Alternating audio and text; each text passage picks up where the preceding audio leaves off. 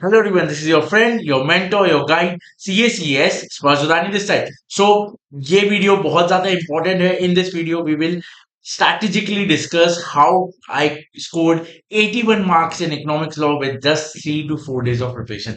किस तरीके से मैंने किया, how I did it, what strategies I used, everything is going to be in this video. So please, to begin with, please do subscribe to CS Swazudani because it helps us to reach more and more students.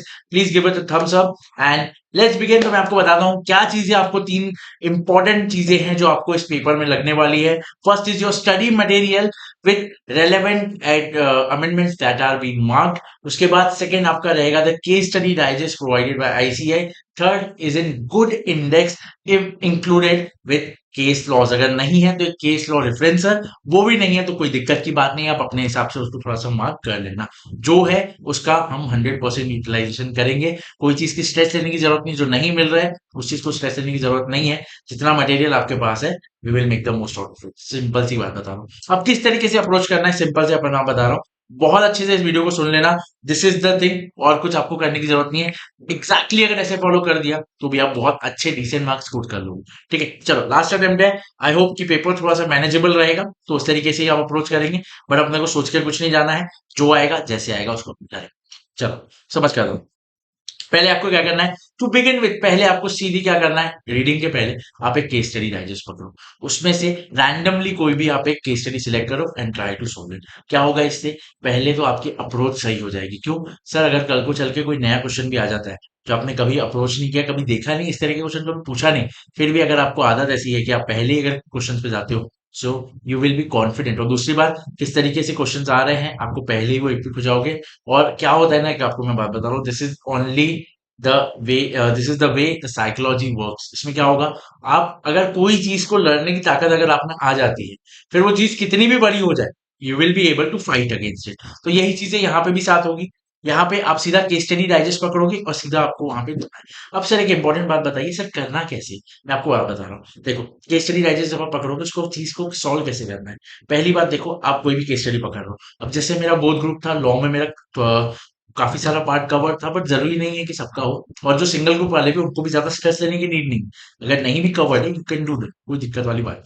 ठीक है, तो देखो क्या हुआ, मैं बता रहा हूँ आपको. केस स्टडी आपने पकड़ा, एक कोई केस स्टडी पकड़ा, वहां पे आपको सबसे पहले वो मार्क करना है कि कौन सा क्वेश्चन आपको आता है, वो प्रोविजन आपको पता है. वो पता है तो उसको अभी देखने की जरूरत नहीं. पहले जो प्रोविजन नहीं आता है या जो चीज आपको नहीं आती है उसको मार्क करोगे, सबसे पहले हम उसको ढूंढेंगे. अब सर एक आप बीच में मैं एक आपको रोकूंगा कि इंपॉर्टेंट बात बताने के लिए, सर पहले एमसीक्यूज करना है कि सर पहले हमको डिस्क्रिप्टिव करना है. देखो सीधी सी बात मैं बता रहा हूँ, बहुत लोग ये गलती करते हैं कि सारा पहले डिस्क्रिप्टिव लिख लेते हैं, एमसीक्यूज लास्ट में ढूंढने बैठते हैं. दैट इज कंप्लीटली रॉन्ग नहीं बोलूंगा मैं, but that may not be completely efficient. Because the thing is कि ना क्या होता है, आप एक केस स्टडी में बैठे हुए ऑलरेडी, आप बार बार जंप ऑन करोगे अलग अलग केस स्टडीज में, फिर एमसीक्यू के लिए वापस उस केस स्टडी में आओगे, फिर इस केस स्टडी में आओगे. ट्राई करो ऐसा कि एक ही बार में आप पूरी केस स्टडी के क्वेश्चन सॉल्व कर लो. पर हाँ, ऐसे नहीं कि सारे एमसीक्यूज पहले कर रहे हो सारे डिस्क्रिप्ट, ऐसे नहीं करना है. जब आप केस स्टडी में हो, try to solve all the questions of the case study. Until and unless अगर कुछ नहीं मिल रहा है तो आप जंप ऑन करोगे अलग केस स्टडी में. देखो जितना हो सके अपने आप को डिस्ट्रैक्टेड मत रखो, ज्यादा चीजें फैला के मत रखो. थोड़ा सा काम माइंड के साथ जाना, you will always find an answer. Trust me, you will always find an answer. थोड़ा सा चीजें मैनेजेबल हो जाती. ठीक है, चलो. तो ये कैसा रहा केस स्टडी. सर अब आपने बताया था कि जो क्वेश्चन नहीं आता है पहले उसको करना है, वो कैसे करें. देखो मैं बता रहा हूँ, केस स्टडी का वहां पे पार्ट रहेगा ही रहेगा उसमें. ठीक है, तो पहले आपको क्या करना है, कॉन्टेक्स्ट के लिए पहले क्या करना है, जो आपका क्वेश्चन का पार्ट है पहले वो पैराग्राफ, उस पैराग्राफ के ऊपर वाला पैराग्राफ आपको क्रिएट करना है. और जो स्टार्टिंग का पैराग्राफ है जहां पे सारा इंट्रोडक्शन है, वो दो आपको लाइन रीड करनी है. 90% ऑफ द टाइम आपको वहीं पे पूरा कॉन्टेक्स्ट समझ में आ जाएगा आपके क्वेश्चन का, कि कॉन्टेक्स्ट क्या है, किस तरीके का क्वेश्चन है और क्या चीज वहां पे हो रही है. तो मोस्टली आपको वो समझ में आ जाएगा. उसके बाद वहां पे आपको जंप करना है फिर आपकी इंडेक्स के ऊपर. इंडेक्स के ऊपर क्या, सर आपका अगर इंडेक्स डिसेंट है तो वहां पे आपको पॉइंट के साथ मिल जाएगा कि क्या पॉइंट कैसा है, वो है. अब सर अगर पॉइंट नहीं मिल रहा है तो क्या करें. देखो बता रहा हूँ, एग्जाम में तो आपका क्या रहेगा, रीड रहेगा तो थोड़ा बहुत आपको हेल्प हो जाएगा. पर जब फर्स्ट टाइम कर रहे हो तो क्या करना है, नहीं है तो चैप्टर पे आप चले जाओ. चैप्टर का पहले आप क्या करोगे, ओवरव्यू देखोगे कि क्या क्या चीजें इसमें है. मॉड्यूल में फर्स्ट में दिखा देता है कि ये चीजें यहाँ पे है वो है. तो वहां पे सीधा आप पहले जंप ऑन करोगे, जो पॉइंट थोड़ा बहुत भी रिलेटेड है वहां पे चले जाओगे, वहां से धीरे धीरे आपको पॉइंट मिल जाएगा. पहली केस स्टडी में आपको काफी टाइम लग सकता है, उसमें कोई स्ट्रेस लेने की बात नहीं है, बिल्कुल भी उस चीज का स्ट्रेस नहीं लेना. आप उसी के लिए तो इतनी प्रैक्टिस कर रहे हो कि वहां पे आपको केस स्टडी में टाइम ना लगे। तो सीधी बात है वहां पे। अब सर पहले एमसीक्यू देखिए कि पहले डिस्क्रिप्ट को देखिए, वो भी क्वेश्चन का, that is completely up to you. आप पहले चाहे तो एमसीक्यू को मार्क कर सकते हैं या डिस्क्रिप्ट को। पर मैंने जो बोला है, जो आपको चीज नहीं आ रही है पहले आपको वो ढूंढनी है, बिकॉज ज्यादा टाइम कंज्यूमिंग वही रहेगा। जो आपको आता है डायरेक्टली आपको पता है कहाँ पे है, तो उसमें ज्यादा दिक्कत नहीं जाएगी। जो नहीं आता है पहले उसको अप्रोच करेंगे, ज्यादा टाइम हमको वहां बचाने की जरूरत है। जो आता है उसमें टाइम तो बच ही जाए। ठीक है। अब सर क्या लिखना है, कैसे लिखना है, एज इट इज लिखना है क्या? मैं एक आपको बात बोलूं, देखो ये तो एक पेपर चेकर पे डिपेंड करता है। बस as far as I have talked with many persons, many paper checkers, मैं आपको बता देता हूँ, डायरेक्टली एज इट इज लिखना थोड़ा अवॉइड करना। थोड़ा बहुत उसको as a chartered accountant you are writing something, as a professional you are advising someone, उस तरीके से आप अगर अप्रोच अपनी रखेंगे, that would be a better way to go. तो इस तरीके से आप उसको रख सकते हैं। या फिर डायरेक्टली लिखना है, आपके पास टाइम की कमी है, आपको सिर्फ वो लिखना है, लिख लेना। थोड़ा सा चीजें कट शॉर्ट करना चाहिए, एकदम पूरा छापने की जरूरत नहीं है। जिस तरीके का क्वेश्चन है, किस तरीके के मार्क्स उसको अलॉटेड है, उस तरीके से उसको अप्रोच करना, ज्यादा पूरी रामायण लिखने की जरूरत नहीं। अब सर एमसीक्यू का कैसा? एमसीक्यू देखो मैं बता रहा हूँ, स्ट्रेट फॉरवर्ड रहते हैं इसमें, थोड़े आपको मतलब इतनी ज्यादा प्रॉब्लम नहीं जाएगी ढूंढने में। बस थोड़ा ऐसा है कि कुछ ऐसे प्रोविजन से रिलेटेड अगर कोई एमसीक्यू आ जाता है, तो एक बार वो प्रोविजन को गो थ्रू करके एग्जाम आप वैसे ही उसी तरह से अप्रोच करोगे। प्रोविजन को गो थ्रू करके उसकी सिचुएशन को जैसे एनालिसिस करते हैं अपन यार, फैक्ट ऑफ द केस, ये वो सारी चीजें इसी तरीके से आप उसको अप्रोच करते जाओ। अब ये बात होगी। अब सर एक आपको मैं बात बता, देखो एक चीज को आप ध्यान रखना कभी भी, जो मैंने पहली बात बोली थी, case study to case study jump on आपको नहीं करते जाना, एक एक केस स्टडी करना। अब सर अगर ऐसा हुआ कि केस स्टडी में आंसर ही नहीं मिल रहा, एक डेढ़ घंटे तक उसी में, तो आपको क्या करना है, एक टाइम फ्रेम बना के चलना है हर केस स्टडी के लिए। और वो हर केस स्टडी के लिए अलग अलग होगा। सारी केस स्टडी के लिए सेम टाइम लगे जरूरी है क्या? नहीं। कोई केस स्टडी ऐसा होगा जो आपका पूरा वो देखा हुआ आ जाए, उसमें आपको टाइम नहीं लगेगा। कोई केस स्टडी ऐसा होगा जो एकदम नया है, तो ये कैसे होगा? जो आपको स्टार्टिंग में जब पेपर मिलेगा ना, बस आपको 5 मिनट इसको दे देना। ये चीज करना बहुत ज्यादा जरूरी है। इसमें आपको डिसाइड होगा कि किस तरीके से आपको कैसा टाइमली मैनेज करना है। देखो 4 घंटे मिलते हैं, फिर भी that is not enough for the students. I my self fail that, मैंने पूरा पेपर कंप्लीट किया। क्यों? क्योंकि मैंने ये टेक्निक यूज किया था।